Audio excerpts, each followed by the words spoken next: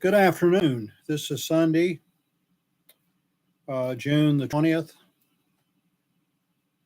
of 2023. I'm sorry, of August the 20th. I'm 2 months behind. August the 20th, 2023. And our service at Bethel AME Church in Corsicana has already been posted. I hope if you hadn't looked at it, you will.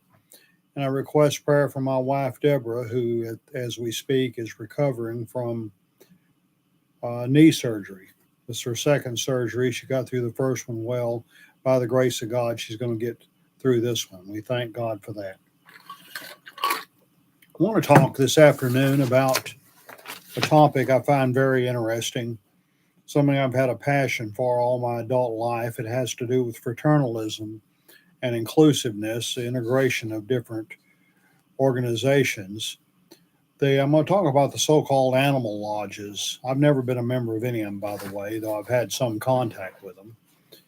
The Elks, the Moose, and the Eagles. Now, my interest in fraternalism goes back to my high school years in Waco, when I became a member of the Order of Malay, a junior auxiliary sponsored by the Masonic Lodge.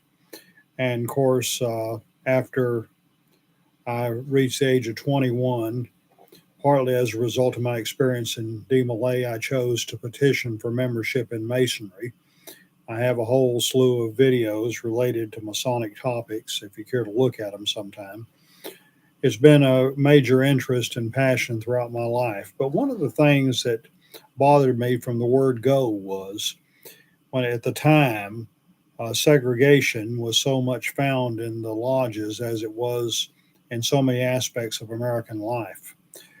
When I was first asked about African Americans in Masonry, I was told they have their own lodges. And later I learned they were not considered separate but equal, but bogus and clandestine. And similar pattern was in other fraternal organizations like the Odd Fellows, the Knights of Pythias, and again, the animal lodges. My first exposure to the Benevolent Protective Order of Elks came when I was in high school. I had a rock band called Noise Unlimited. I played guitar, as did my late friend Jeff Piercy, who was blind. Jeff he died a few years ago. He spent much of his life working with blind people and helping them achieve their potential. But he, along with Tim Riley and Bobby Rays, we performed together for about a year or so. We never made the big time. Our band Noise Unlimited, though, we had fun trying. We performed. Jeff's father, Leon Piercy, was a member of the Elks Lodge at Elmont outside of Waco, and we performed there a couple of times. And I learned about the Elks as another fraternal order, and later I learned about the Moose and the Eagles. But there was a man I met when I was working for AAA, a customer of mine. I think his name was Carruthers. He was an older retired man, and he said since he'd retired, he enjoyed spending time playing poker. And one of the places he went for poker was the Elks Lodge, and he said it was wonderful. Not that playing poker was anything I wanted to do, and I was actually under 21 at the time. And it was another. He was a member of that same lodge as Leon Piercy. He was white. I later met a black man who was a teacher and coach in Waco named Clarence Chase, who was a member of the improved Benevolent Protective Order of Elks, an African American organization. When I was visiting with him, he tried to give me a pass that would allow me to come visit the lodge, some of their social activities, and buy a drink at the bar. I was under 21. And again, drinking and gambling are not anything I'm interested in. Never really have been. But he said, you could be a good elk even if you don't drink. And he also told me he was a Mason and a Shriner. And he bemoaned the fact that the black fraternal orders were not recognized by their Caucasian counterparts. And so I realized that that was a problem. And things have improved a great deal since then. But it was 50 years ago that some major changes did occur. But I'm going to go back to 51 years. It was in July of 1972. Uh, there was uh, an article appeared in the New York Times Magazine about, it was called The Other July Convention. And just a second here. I believe in giving credit to whom credit is due. I've utilized this article many times over the years. I just looked at it a while ago.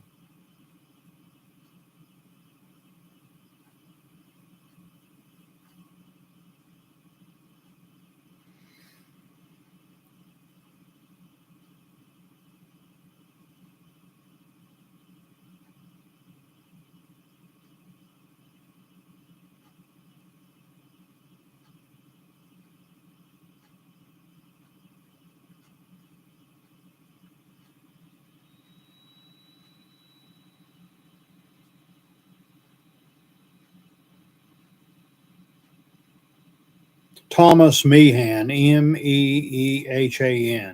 this appeared in the New York Times on August 13th, 1972.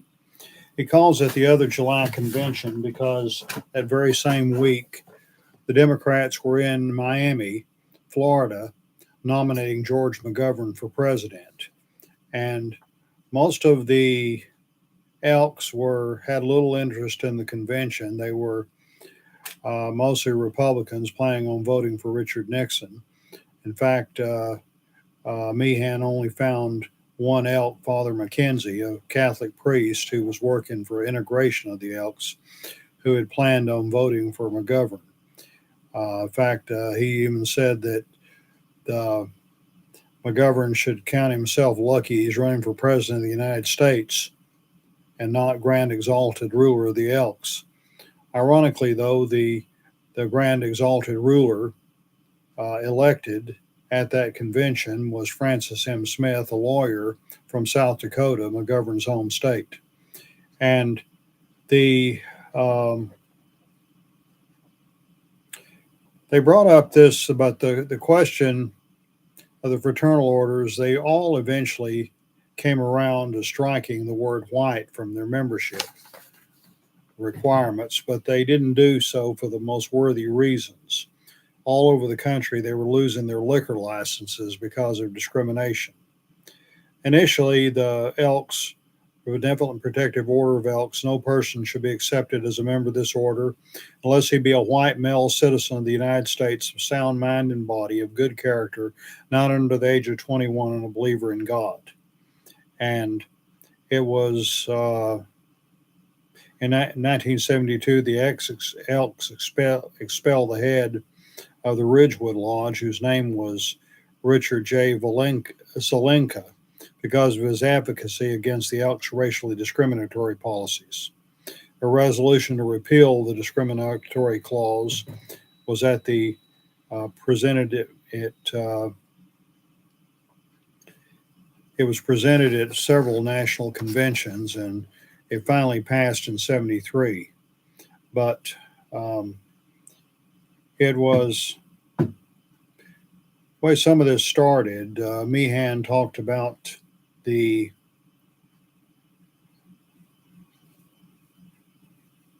said he encountered a 4-man delegation of Elks from Lodge 1274 in Middleborough, Massachusetts. Finding out that I'm from the press, the Middleborough Elks nervously explained to me that one of the main reasons that why the matter of striking the word white from the Constitution has ever been before attempted to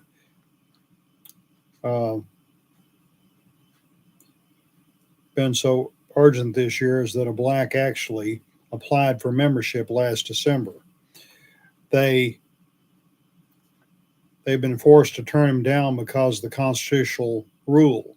Evidently, no black has ever before attempted to join the Elks, and so the question of admitting or not admitting a non-white has always been, in the past, purely academic.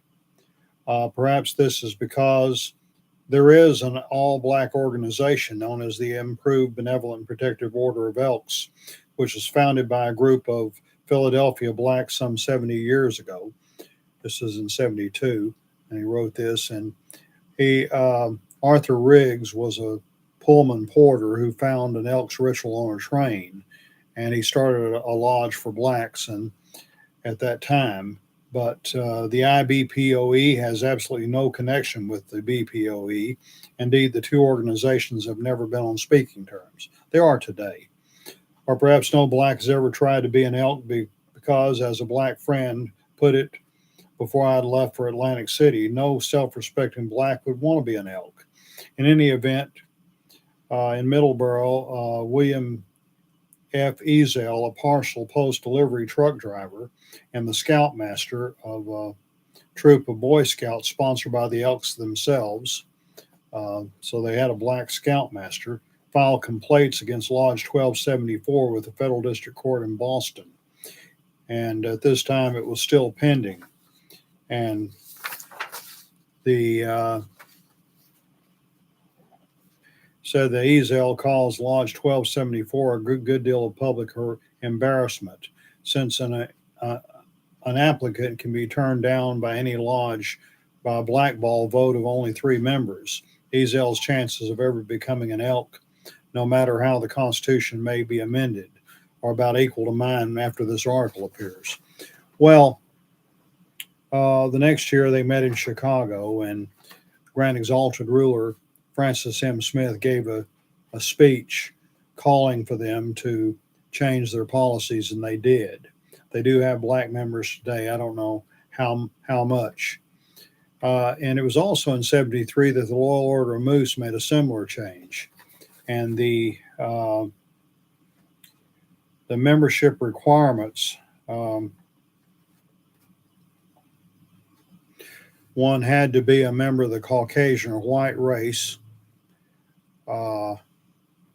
not married to a person of any other race, and a believer in a supreme being.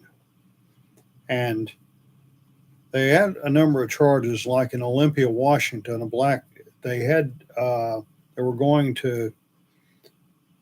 local lodge was giving a donation to a library, and they were having a luncheon in which the librarian would come and receive the donation. And when they found out that Sylvia Lake Finley, the librarian that was to come, was an African American, they quickly canceled. And it was a lot of embarrassment about that.